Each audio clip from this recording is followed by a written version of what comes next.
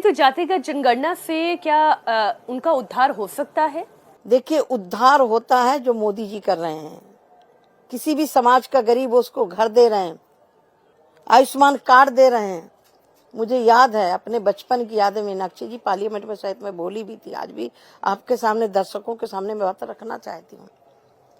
माननीय स्वर्गीय इंदिरा गांधी जी ने सन 83 में मेरे जन्मभूमि पड़ती हमीरपुर जनपद में मैं संत हो गई थी। मैं कहीं से लौट रही थी अपने गुरुदेव के साथ में, तो हम खड़े होकर सुनने लगे कि भाई देश की प्रधानमंत्री जी आए कुछ बोलेंगे, तो रोड में हम खड़े होकर सुन रहे थे।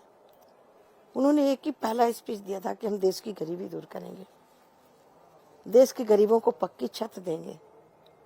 मुझे बड़ा विश्वास हो गया कि मैं तो घर छोड़ के चली आई हूँ, मेरे पिता की गरीबी दूर हो जाएगी, पक्की छत मिल जाएगी, लेकिन नहीं मिली। ये कब संभव हुआ? जब मोदी जी आए। इतने वर्षों के बाद? इतने वर्षों के बाद।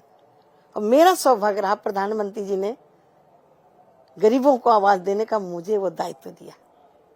गरीबों को अब ये कहते हैं इतने गरीब राशन क्यों?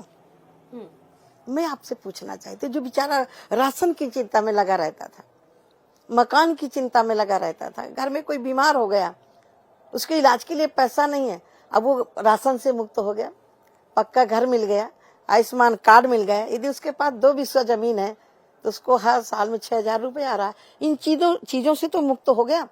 गरीबों को गरीबी से कैसे बाहर निकाला जाता है, ये देश के यशस्वी प्रधानमंत्री जी ने किया है।